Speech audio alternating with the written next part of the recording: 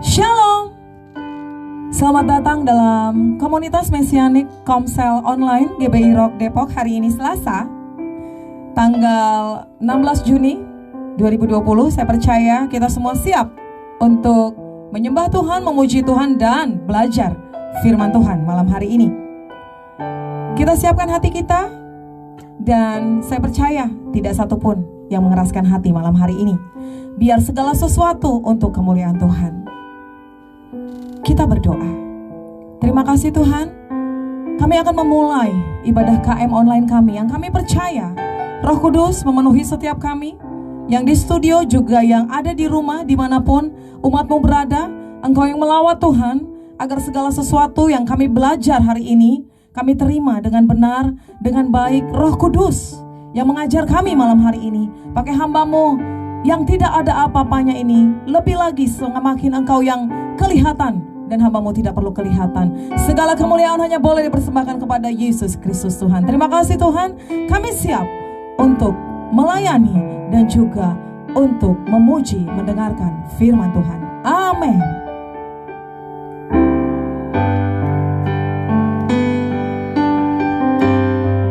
Yesus perhatikan kehidupan setiap orang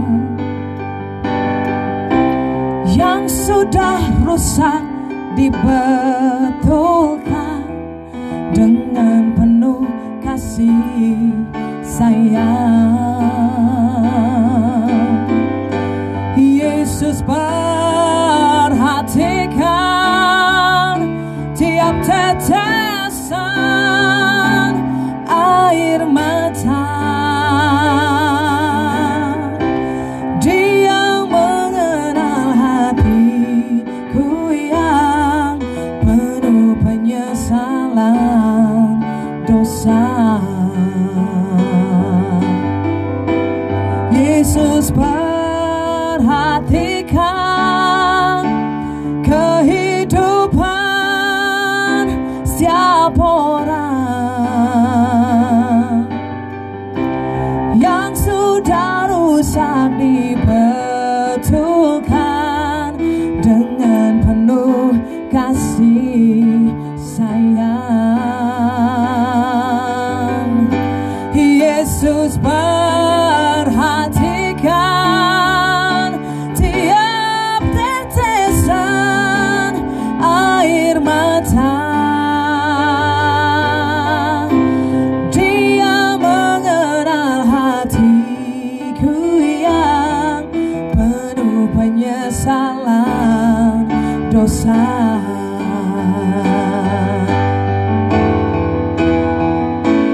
Yesus perhatikan kehidupan setiap orang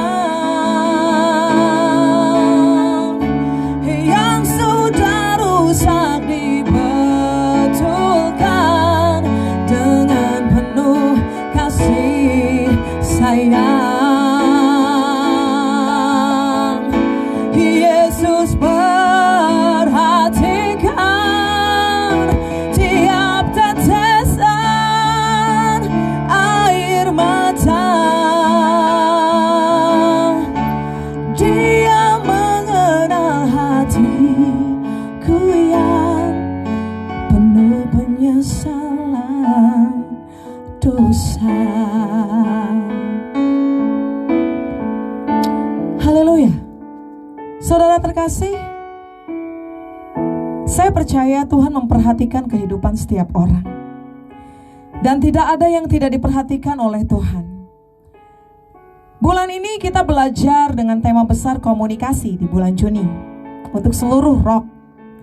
Dan saya percaya bahwa dalam 2 minggu belajar komunikasi sesuai firman Tuhan, kita sudah diberkati dan kita siap untuk mengerjakan prakteknya. Karena firman itu bukan cuma didengar, tetapi dilakukan. Nah saudara terkasih, hari Minggu, ibadah minggu kemarin, kita sudah belajar dengan tema komunikasi yang mengubahkan. Komunikasi yang mengubahkan. yaitu komunikasi antara Yesus dan wanita Samaria. Dan hari ini masih dalam tema besar komunikasi yang mengubahkan. Kita akan belajar firman Tuhan lebih lagi dari yang hari Minggu. Kita sudah belajar lebih lagi dengan tema A Public Relation of Love. A Public Relation of Love. Seorang humas atau public relation dari berita cinta. Nah, kita akan belajar hari ini, saudara. PR itu adalah pembawa informasi atau berita atau pesan dari satu individu kepada individu lain, antar individu, atau dari satu individu kepada organisasi atau masyarakat, atau dari satu organisasi kepada masyarakat. Saya percaya tidak kebetulan saya dulu lulus SMA itu belajar PR, saudara. Tapi kemudian Tuhan tangkap saya dan hari ini saya melayani Tuhan, saya belajar kembali teologi. Nah, temanya adalah A PR of Love atau A Public Relation of Love. Wanita Samaria di Yohanes 4 yang kita belajar hari Minggu kemarin, saya mencatat dia sebagai a public relation, penyampai berita, a public relation of love. Seorang public relation atau hubungan masyarakat, humas, yang menyampaikan berita cinta. Saya percaya gak kebetulan saya dulu belajar PR, karena akhirnya toh hari ini saya juga mewartakan tentang firman Tuhan. Haleluya. Karena seorang PR punya tugas untuk membawa informasi, berita, pesan kepada masyarakat luas atau kepada perorangan sekalipun. Nah, saudara yang terkasih, wanita ini is a great PR yang luar biasa. Haleluya. Kalau dalam kekristenan sebagai orang percaya, tentu kita ini harus jadi PR of love, PR cintanya Tuhan. Apa yang kita beritakan? Kita sedang memberitakan Injil. Amin. Kita belajar komunikasi, hari ini kita belajar bagaimana menjadi a PR of love. Bagaimana menjadi public relationnya cintanya Tuhan kepada masyarakat. Sebab untuk itulah saudara dan saya diutus. Nah, kita buka kembali dari Yohanes 4. Saudara, ini wanita luar biasa sekali. Percakapan dengan perempuan Samaria, Yohanes 4 ayat 1 sampai 42, tapi kita tidak baca sampai ayat 42. Saudara, saya percaya sudah baca kemarin waktu hari Minggu dan kita akan sama-sama kembali hari ini untuk belajar. Nah, wanita Samaria, di situ dikatakan percakapan dengan perempuan atau wanita Samaria. Nah, gak dikasih tahu saudara namanya siapa. Hanya dikatakan perempuan Samaria. Tapi dia punya identitas yang cukup luar biasa. Kita baca dulu Yohanes 4 ayat 1 sampai ayat 6. Ketika Tuhan Yesus mengetahui bahwa orang-orang Farisi telah mendengar bahwa ia memperoleh dan membaptis murid lebih banyak daripada Yohanes, meskipun Yesus sendiri tidak membaptis melainkan murid-muridnya, ia pun meninggalkan Yudea dan kembali lagi ke Galilea. Ia harus melintasi daerah Samaria, maka sampailah ia ke sebuah kota di Samaria yang bernama Sikar, dekat tanah yang diberikan Yakub dahulu kepada anaknya Yusuf. Di situ terdapat sumur Yakub. Yesus sangat letih oleh perjalanan, karena itu ia duduk di pinggir sumur itu hari kira-kira pukul 12. Nah, saudara kekasih, Samaria adalah kerajaan Israel Utara. Hari Minggu kita sudah belajar. Dan ketika kependudukan Asyur atas Israel, maka Samaria ketika diserang itu dimasukkanlah bangsa-bangsa lain yang tidak mengenal Tuhan. Sehingga Samaria menjadi tercampur, tidak lagi menjadi murni Yahudinya, tetapi menjadi asimilasi Yahudi. Nah, sehingga Samaria ini berbeda saudara dengan Israel Selatan. Nah, singkat cerita, antara orang Yahudi dan orang Samaria memang tidak bercakap-cakap. Ada banyak sekali orang Yahudi yang tidak mau berbicara dengan orang Samaria. Nah, hari itu dikatakan Yesus pergi dari Yudea dan menuju ke Galilea. Dia harus melintasi Samaria. Sekali lagi, bukan karena Yesus tidak bisa mencari jalan lain, bukan karena Yesus sedang diburu-buru waktu, tetapi Yesus punya rencana yang luar biasa. Dan hari itu menjadi momen yang sangat eksklusif dengan si wanita Samaria ini, dengan si perempuan Samaria ini. Bagaimana tidak? Karena kalau kita baca di ayat 8, murid-murid Yesus telah pergi ke kota membeli makanan. Saya percaya bahwa Yesus sungguh mengambil inisiatif untuk berkomunikasi dengan wanita ini, dengan perempuan ini. Sungguh-sungguh merencanakan untuk bisa melayani, menginjili perempuan Samaria ini. Yesus punya rencana untuk dia. Maka itu dikatakan dia harus melintasi Samaria. Yesus ada jalan lain, tetapi dia memilih itu karena dia sudah berencana untuk memberkati perempuan ini, saudara. Nah, saudara, hari itu menjadi momen yang sangat eksklusif ya. Saya percaya itu tidak kebetulan hanya berduaan Yesus dengan wanita ini. Karena memang ada peraturan tidak tertulis hari itu bahwa antara orang Yahudi dan Samaria tidak bisa bercakap-cakap.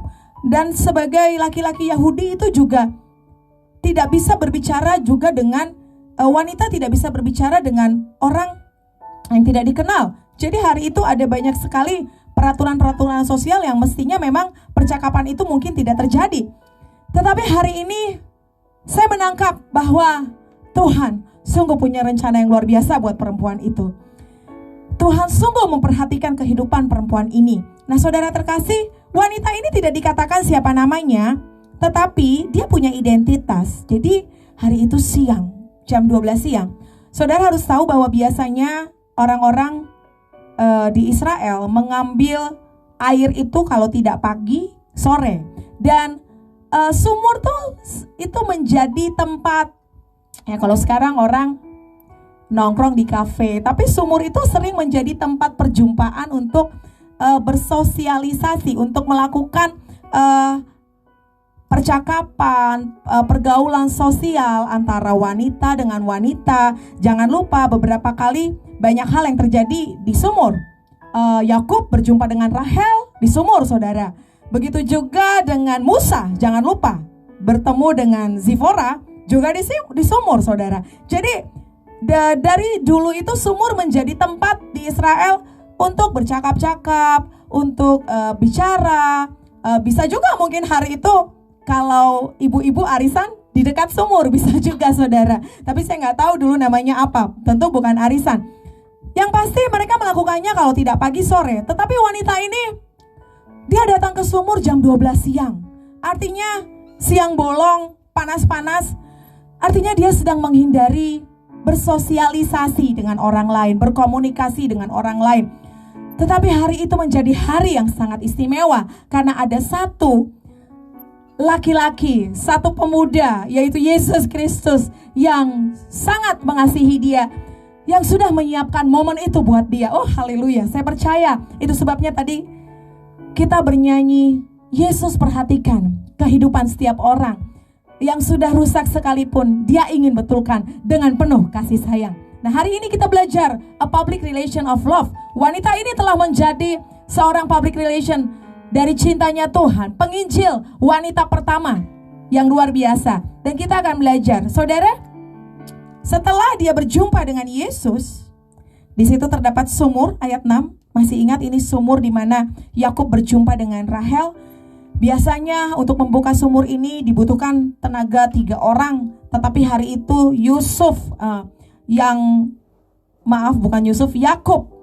membukanya, saudara, untuk Rahel. Wah, itu luar biasa sekali. Love at the first sight. Kemudian mereka bercakap-cakap, bertangis-tangisan. Dan saya percaya hari itu Yakub sudah jatuh cinta dengan Rahel. Jadi saudara, bukan cuma Yakub, tetapi juga Musa bertemu di sumur dengan Zipora. Jadi sekali lagi, sumur itu sebagai tempat bisa bercakap-cakap, bisa ngobrol-ngobrol, berkumpul. Biasanya ibu-ibu dengan ibu-ibu, wanita-wanita hari itu. Tetapi wanita Samaria ini, dia datang sendirian dan di tengah hari bolong ketika tidak ada orang lain. Ya, tapi hari itu ada Yesus, luar biasa, puji Tuhan. Dan ayat 7, maka datanglah seorang perempuan Samaria hendak menimba air. Kata Yesus kepadanya, berilah aku minum. Sebab murid-muridnya telah pergi ke kota membeli makanan. Maka kata perempuan Samaria itu kepadanya, masakan engkau seorang Yahudi minta minum kepadaku seorang Samaria? Dalam kurung, sebab orang Yahudi tidak bergaul dengan orang Samaria.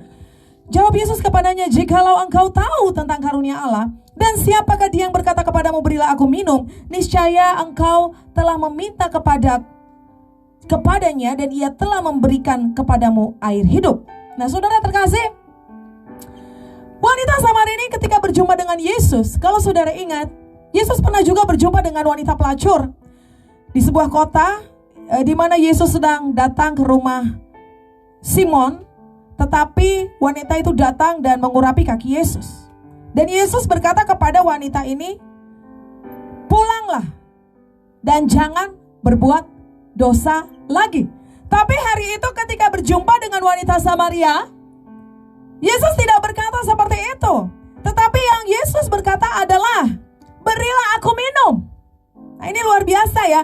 Saya mengartikannya, wanita ini adalah seorang wanita yang memang sangat membutuhkan minum, sangat membutuhkan air hidup. Jadi Yesus memulainya dengan, berikanlah aku minum, karena memang Yesus juga sedang letih. Tetapi kemudian ketika wanita itu berkata, masakan engkau pria Yahudi bicara dengan aku? Kan kita tidak bisa bercakap-cakap antara Yahudi dan Samaria. Yesus berkata ayat 10 tadi, jika engkau tahu, ayat 10, tentang karunia Allah dan siapa dia yang berkata kepadamu, berilah aku minum, niscaya engkau telah meminta kepadanya dan ia telah memberikan kepadamu air hidup. Wow, luar biasa saudara. Dan ketika bicara air hidup, ayat 11, perempuan itu berkata, Tuhan, engkau tidak punya timba dan sumur ini amat dalam, dari mana engkau memperoleh air hidup itu? Yesus selalu bicara tentang air hidup, sumbernya langsung, tetapi wanita ini malah berbicara tentang bagaimana caranya. Saudara, dia fokus dengan caranya. Banyak sekali manusia yang fokus dengan bagaimana caranya, sampai dia lupa bahwa ada pribadi yang bisa memberikan segala sesuatu bagi kita hari ini. Saudara terkasih, yang Tuhan berikan itu air hidup, bukan air yang buat kita haus lagi, tapi air yang membuat kita tidak pernah haus. Lalu dikatakan ayat 12, adakah engkau lebih besar daripada bapa kami Yakub yang memberikan sumur ini kepada kami dan yang telah minum sendiri dari dalamnya, ia serta anak-anak dan ternaknya? Yaitu, kenapa dia bicara seperti itu? Karena memang sumur itulah tempat Yakub berjumpa dengan Rahel. Nah, kemudian dan diberikan ternak-ternaknya Rahel hari itu minuman. Jawab Yesus kepadanya, barang siapa minum air ini, ia akan haus lagi. Tetapi barang siapa minum air yang akan kuberikan kepadanya, ia tidak akan haus untuk selama-lamanya. Sebaliknya, air yang akan kuberikan kepadanya akan menjadi mata air di dalam dirinya yang terus-menerus memancar sampai kepada hidup yang kekal. Haleluya, luar biasa gak saudara? Orang yang akan menerima air hidup dari Yesus akan menjadi bukan cuma gak haus lagi, tapi akan menjadi mata air di dalam dirinya terus menerus memancar. Jadi gak butuh air lagi, tetapi malah memancarkan air bagi orang lain. Saudara terkasih, apa jawaban wanita ini? Ayat 15. Kata perempuan itu kepadanya, Tuhan, berikanlah aku air itu supaya aku tidak haus dan tidak usah datang lagi ke sini untuk menimba air. Nah, tadi saya udah bilang, kita belajar, waktu berjumpa dengan wanita pelacur, Yesus berkata, pulanglah dan jangan berbuat dosa lagi. Tetapi waktu berjumpa dengan perempuan Samaria, Yesus tidak tertarik membicarakan dosanya. Saya percaya kita tidak bisa judge the book from its cover. Don't judge the book from its cover. Jangan menghakimi buku itu atau menilai sebuah buku dari covernya, karena kamu belum tahu isinya. Haleluya. Yesus hari itu pasti tahu siapa wanita Samaria ini. Tetapi hari itu Yesus tidak bicara tentang dosanya.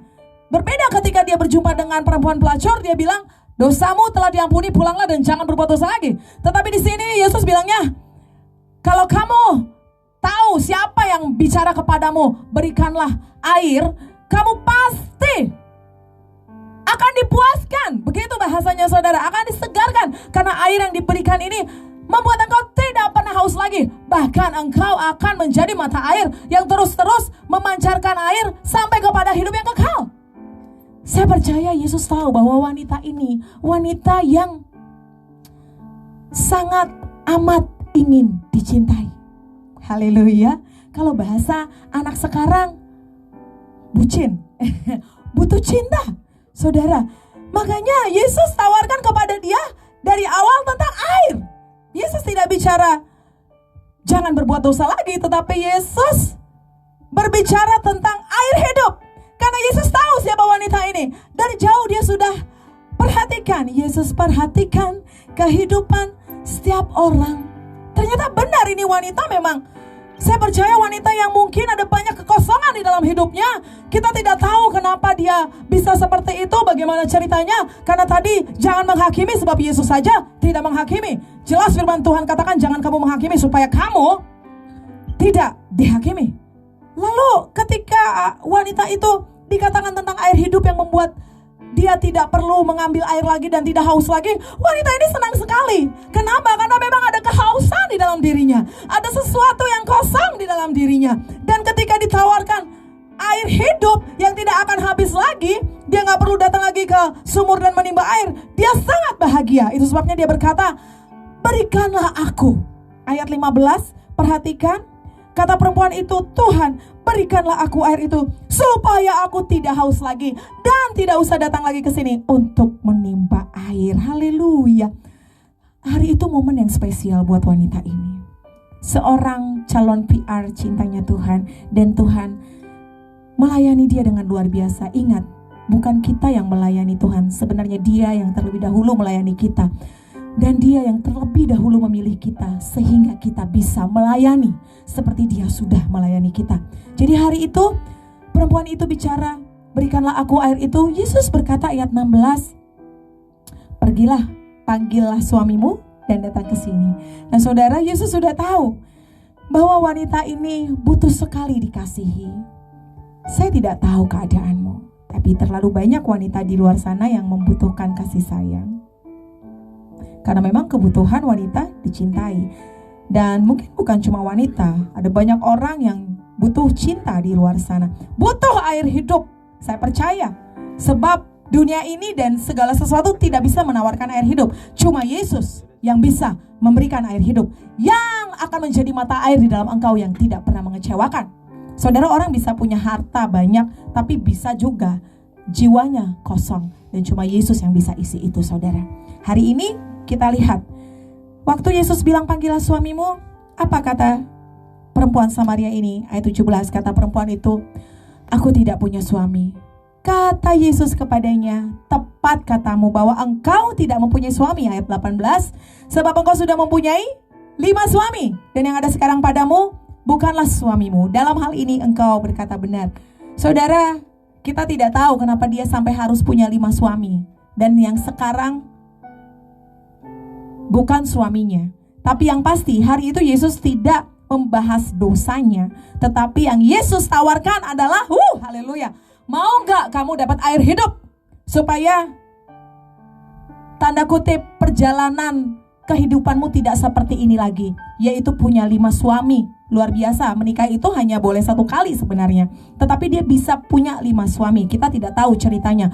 Bisa jadi suaminya dulu mati, meninggal, atau mungkin ada hal-hal lain, kita tidak tahu. Sekali lagi tidak sedang judge atau menghakimi, sebab you don't know the story. Tapi yang pasti hari itu Yesus juga tidak menghakimi, dan dia malah menawarkan air hidup. Karena Yesus tahu sekali perempuan ini sangat amat membutuhkan kasih sayang, sangat amat membutuhkan air hidup. Ada sesuatu yang hilang dari hidupnya, ada sesuatu yang hilang dari jiwanya, dan Yesus ingin dia dipulihkan. Dahsyat, sebab perempuan ini bisa dipakai luar biasa. Tidak peduli masa lalu saudara seperti apa, masa lalu saya seperti apa, Yesus tahu bahwa dia bisa pakai siapapun yang rusak sekalipun, bisa dibetulkan dengan penuh kasih sayang. Dengan penuh kasih sayang, cinta selalu bisa mengubahkan siapapun juga. Because love never fail. Cinta atau kasih tidak pernah gagal, sebab Allah adalah kasih.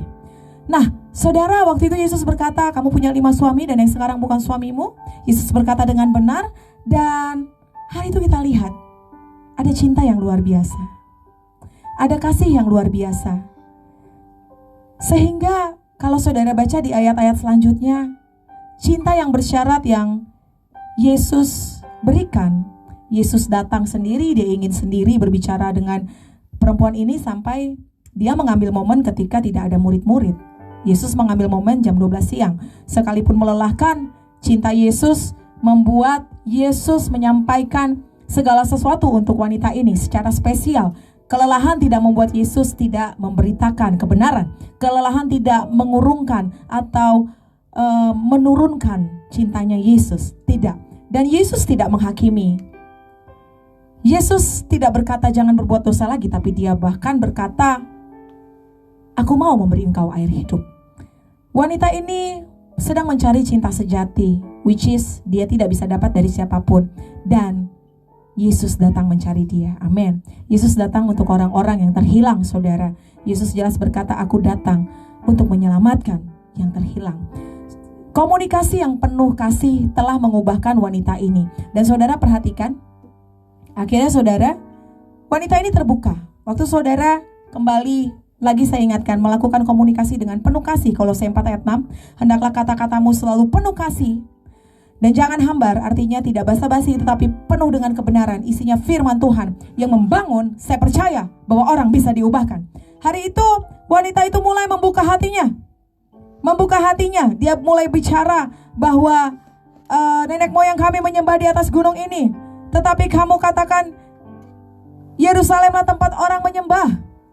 Tetapi kata Yesus, percayalah kepadaku hai perempuan, saatnya akan tiba bahwa kamu akan menyembah Bapa bukan lagi di gunung ini, bukan juga di Yerusalem. Kamu menyembah apa yang tidak engkau kenal, tapi kami menyembah apa yang kami kenal, sebab keselamatan datang daripada orang Yahudi. Bapa menghendaki penyembah-penyembah yang menyembah Bapa dalam roh dan kebenaran. Allah itu roh, dan barang siapa menyembah dia, dia harus menyembahnya dalam roh dan kebenaran. Artinya Yesus sedang berbicara bahwa sesungguhnya ibadah itu bukan di mana tempatnya, tetapi adalah hubungan kita dengan Allah di dalam roh dan kebenaran. Itulah ibadah yang sejati, yaitu gereja itu. Saudara, hari ini kita tidak bisa ibadah offline, kita masih online. Tetapi gereja bukanlah bangunannya, tetapi gereja, ibadah itu adalah apa yang saudara hari ini miliki bersama-sama dengan Tuhan. Dirimu, bait kudusnya Tuhan, itulah gereja yang sesungguhnya. Yesus sedang bicara bahwa ibadah bukanlah masalah di Yerusalem atau di gunung ini tempat orang Samaria. Orang Samaria berbeda dengan orang Yahudi dalam menyembah Tuhan tempatnya. Tetapi bukan itu, tetapi Bapa mencari penyembahnya, bukan tempatnya lagi, tetapi penyembahnya. Dan Yesus sedang berbicara hari itu secara tidak langsung. Kamulah yang Bapa cari, haleluya. Kamulah hai wanita Samaria yang sedang Bapa cari, yang sekalipun kamu punya 5 suami, dan bahkan yang sekarang ada bersama kamu bukan suamimu, tetapi kamulah yang Bapa cari. Yaitu Bapa mencari penyembah-penyembah yang menyembah dia di dalam roh dan kebenaran. Bapa mencari, saudara. Jadi hari itu Yesus mengkomunikasikan berita Injil dan juga ajakan yang luar biasa. Dia menawarkan hal-hal yang begitu hebat, yaitu air hidup. Juga air itu akan menjadi mata air. Kalau saudara dan saya punya mata air di dalam sini, saudara gak akan bilang begini lagi, cintai aku dong, sayangi aku dong, gue gak peduli sih sama aku. Itu orang-orang yang masih gak terima air hidup. Tapi kalau kamu terima air hidup dari Tuhan, kamu akan menjadi orang yang penuh cinta, yang memberikan cinta kepada orang lain, memberikan kasih sayang yang benar, memberikan kasih sayang agape yang tidak bersyarat. Dan kamu bahkan tidak perlu dikasihi lagi. Mungkin agak ekstrim, saya berkata sering sekali, orang yang sudah menerima cinta dari Tuhan yang begitu luar biasa, menerima air hidup, keselamatan, sehingga itu menjadi mata air, dia tidak perlu lagi minta cinta sama orang, tetapi dia mengasihi. Bukan mana kasihmu, tetapi ini kasihku, dan dia tidak akan pernah kehabisan cinta. Dia tidak pernah kehabisan air. Dia tidak pernah kehabisan hasrat untuk mengasihi. Dia tidak pernah ilfil atau mati rasa. Saya percaya berapapun hal yang dilakukan orang kepada dia, yang menyakiti dia, tetapi dia tidak akan pernah kehilangan cinta. Sebab hidupnya menjadi mata air yang selalu mengalir sampai kepada hidup yang kekal. Bukan sampai tahun depan saja, saudara, bukan sampai selesai COVID, tetapi sampai kepada kehidupan yang kekal. Haleluya. Jadi hari ini, saudara, yang Yesus tawarkan itu begitu luar biasa. Dan wanita ini meresponi dengan luar biasa. Kadang-kadang kita stres sendiri dengan aku ingin dikasihi, aku ingin menerima kasih. Saudara tahu bagaimana cara menerima kasih? Kamu harus merespon. Merespon dengan cara apa? Menerima, haleluya. Coba saudara, tangannya diginiin dulu. You just have to receive the love of Christ. Ada banyak orang stres bagaimana caranya biar aku bisa menerima cinta Tuhan. Terima aja, saudara. Seperti wanita itu hari itu, dia tidak mengeraskan hati. Dia sangat polos, saya mau bilang polos, karena dia tidak pakai syarat-syarat. Dia menerima saja cinta Tuhan hari itu. Karena kita akan lihat ketika Yesus bicara, dia meresponi, terus meresponi, dan sampai akhirnya ayat 25, jawab perempuan itu kepadanya. Ayat 25, Aku tahu bahwa Mesias akan datang, yang disebut juga Kristus. Perhatikan ya, komunikasi yang luar biasa, benar, tepat, penuh kasih akan membuat orang terbuka dan akan menerima Kristus. Apabila ia datang, ia akan memberitakan segala sesuatu kepada kami. Padahal dia Samaria loh. Lalu ayat 26, kata Yesus kepadanya, akulah dia yang sedang berkata-kata dengan engkau. Lalu ayat 27, haleluya, pada waktu itu datanglah murid-muridnya dan mereka heran, ia sedang bercakap-cakap dengan seorang perempuan, tetapi tidak seorang pun yang berkata apa yang kau kehendaki atau apa yang kau percakapkan dengan dia. Lihat ya responnya. Kalau wanita ini, responnya luar biasa. Dia menerima dan dia menyampaikan kembali. Orang yang menerima pasti harusnya menyalurkan kembali. Haleluya. Hukumnya menerima harus menyalurkan kembali. Menerima harus menyalurkan kembali. Makanya berkat-berkat sering mampet karena saudara gak nyalurin lagi. Kalau saudara salurkan lagi, saudara terima terus mengalir. Nah, tapi murid-murid tidak seperti perempuan itu. Mereka pasif saja. Dia bahkan tidak bertanya kenapa guru, tidak bertanya ada apa, bicara apa dengan perempuan ini. Tetapi perempuan itu meninggalkan tempayannya di situ, lalu pergi ke kota dan berkata kepada orang-orang yang di situ. Ayat 29, mari lihat, di sana ada suara yang mengatakan kepadaku segala sesuatu yang telah kuperbuat. Mungkinkah dia Kristus itu? Jadi dua hal hari ini saudara untuk menjadi PR of love. Yang pertama, wanita ini menyampaikan, haleluya. Ada banyak orang terima kasihnya Yesus tapi gak mau menyampaikan. Makanya dia gak pernah jadi public relation of love-nya Jesus. Haleluya. Untuk menjadi PR, saudara dan saya harus mau menyampaikan. Apa gunanya jadi PR kalau saudara gak menyampaikan? Makanya menjadi PR itu ngambil jurusannya tuh ilmu komunikasi saudara. Banyak belajar tentang komunikasi. Karena komunikasinya harus benar sehingga dia bisa menyampaikan pesan. Nah saudara, kalau hari ini kita belajar bagaimana jadi a PR of love. Karena hari itu wanita ini luar biasa sekali, bersemangat. Dia katakan kepada orang, hey lihat. Kalau saudara lihat di ayat 29, mari lihat dia, di sana ada orang yang mengatakan kepadaku segala sesuatu yang telah kuperbuat. Mungkinkah dia Kristus itu? Akibatnya ayat 30 saudara, mereka pun pergi keluar kota lalu datang kepada Yesus. Ada banyak orang yang hari itu datang karena pemberitaan wanita ini. Yang pertama, saudara dan saya juga harus melakukan hal yang sama, yaitu harus mau menyampaikan. Bilang kanan kirimu, sampaikan. Ada satu lagu dari Kidung Jemaat saya ingat, kita harus membawa berita. Berita apa yang disampaikan? Berita Injil saudara. Harus. Roma 10 ayat 14-15, kita baca sebentar. Yesus berinisiatif untuk berkomunikasi dengan wanita ini sehingga wanita ini terima firman, terima Injil dan diselamatkan. Dan hasilnya adalah wanita ini juga menyampaikan kembali. Kalau saudara dan saya hari ini sudah menerima kebenaran tentang Yesus dan keselamatannya, menerima kasihnya, ayo jadilah a PR of love-nya Jesus. Jadilah ambassador of Christ. We are rock, representative of Christ Kingdom. Ayo sampaikan, jangan diam aja. Roma 10 ayat 14-15. Tetapi bagaimana mereka dapat berseru kepadanya jika mereka tidak percaya kepada dia? Bagaimana mereka dapat percaya kepada dia jika mereka tidak mendengar tentang dia? Gimana sih saudara mau ngomong kamu percaya dong sama Tuhan, kamu aja gak pernah bicarakan tentang Yesus? Bagaimana orang-orang di luar sana akan mendengar tentang Yesus? Lalu dikatakan, bagaimana mereka dapat percaya kepada dia jika mereka tidak mendengar tentang dia? Bagaimana mereka mendengar tentang dia jika tidak ada yang memberitakannya? Kalau gak ada PR-nya, gimana saudara? Dan bagaimana mereka dapat memberitakannya jika mereka tidak diutus? Seperti ada tertulis, betapa indahnya kedatangan mereka yang membawa kabar baik. Orang yang memberikan kabar baik menjadi PR of love-nya Jesus itu dikatakan indah sekali saudara. Jadi bagaimana mereka dapat mendengar kalau tidak ada yang memberitakan? Sekali lagi, bagaimana dunia ini akan mendengar Yesus kalau tidak ada yang memberitakan? Hari itu wanita Samaria yang punya 5 suami dan yang sekarang tidak lagi suaminya menerima air hidup hari itu, hidupnya berubah. Dan dia gak mau cuma dia doang yang diberkati, dia gak rela cuma dia doang yang menerima keselamatan itu. Gak cuma dia yang terima air hidup, tapi dia sampaikan kepada orang-orang lain, karena dia mau orang lain juga diselamatkan seperti dia diselamatkan oleh Yesus. Kalau hari ini engkau sudah diselamatkan oleh Tuhan, pergi jadikan semua bangsa murid Tuhan. Sampaikan, yuk. Tema komunikasi bulan Juni ini, sampaikan, komunikasikan, beritakan, sampaikan Injil itu kepada banyak orang. Sebab bagaimana mereka bisa mendengar jika mereka tidak diberitakan? Saudara yang terkasih, masa kalah sama wanita Samaria? Ayo, sampaikan firman, sampaikan Injil. Pergi, Dan saya percaya kekuatan Tuhan menyertai engkau dan aku sampai kepada kesudahan zaman. Jadi menjadi PR of love sama seperti Yesus yang berinisiatif menyampaikan itu kepada wanita Samaria.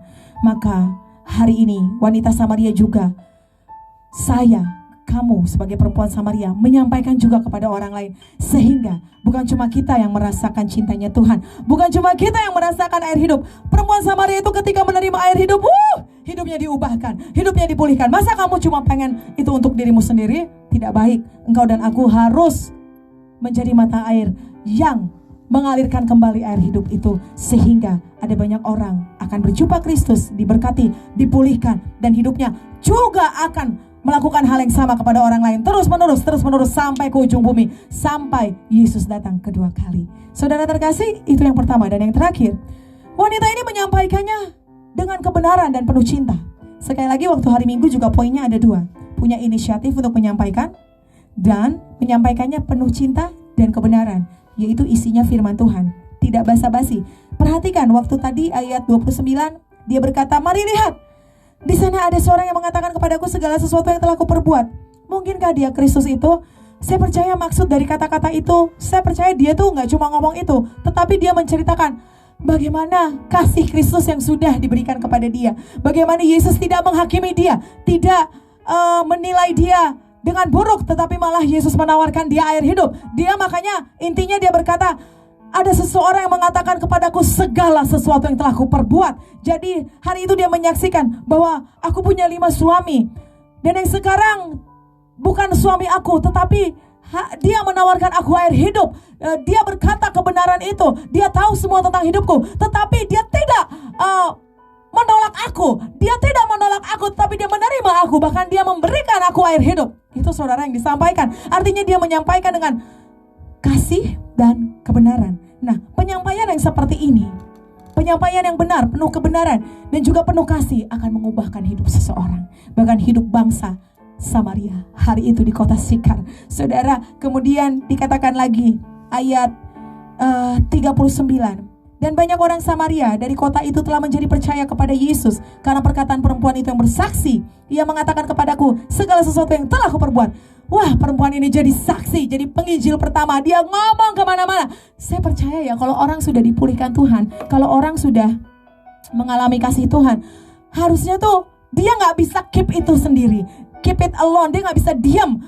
Kalau kamu cuma diam-diam aja ngalamin kasih Tuhan, saya yakin kamu belum mengalami berarti kasih Tuhan, atau kamu anggap sepele itu kasih Tuhan, sehingga kamu tidak merasa punya tanggung jawab untuk memberitahukannya kepada orang lain. Orang yang kalau lagi jatuh cinta tuh gimana sih saudara? Saya masih ingat waktu SMP, SMA, ketika saya jatuh cinta, saya cium pipi semua orang di rumah saya. Saya kasih tahu, saya ingin memberitakannya. Orang yang mendapat air hidup, yang mendapat cinta dari Tuhan, harusnya punya keinginan yang begitu luar biasa untuk menyampaikannya itu kepada banyak orang, sehingga dia menjadi a PR of love-nya Jesus. Jadi hari ini saudara, cek dirimu. Kalau kamu tidak seperti perempuan Samaria ini, yang ingin rindu menyampaikan, ingin semua orang tahu, ya kan? Kalau orang jatuh cinta, pengen semua orang tahu kan, gak mau diam-diam kan? Apalagi menerima cinta dari Kristus, harusnya saudara dan saya tidak diam-diam. Kalau kamu diam-diam, berarti hatimu ada yang sakit, berarti hatimu ada yang terluka.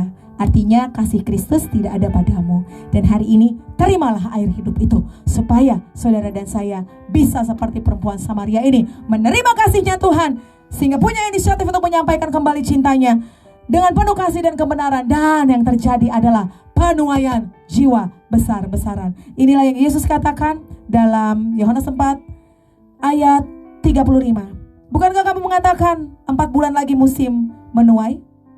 Tapi aku berkata kepadamu, lihatlah sekelilingmu dan pandanglah ladang-ladang yang sudah menguning dan matang untuk dituai.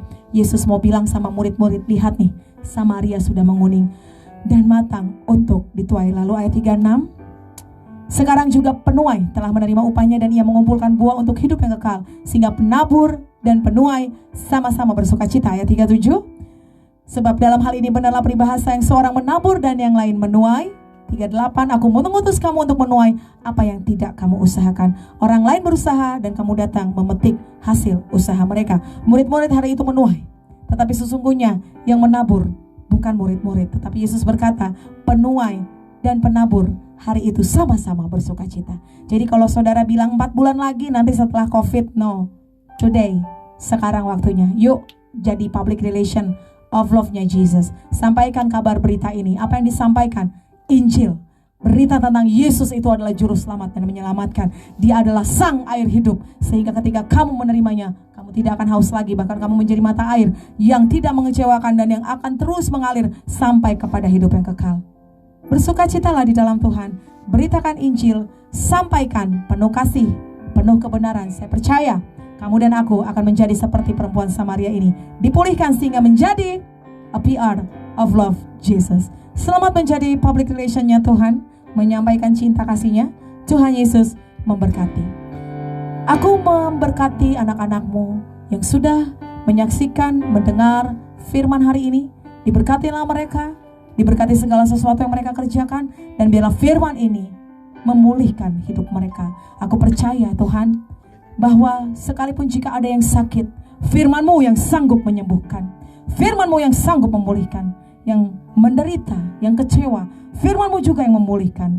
Aku berdoa hari ini semua orang mengalami kasih Kristus, menerimanya, sehingga bisa menjadi mata air yang mengalirkan kasih itu terus sampai kepada hidup yang kekal. Haleluya, amin. Tuhan Yesus berkati.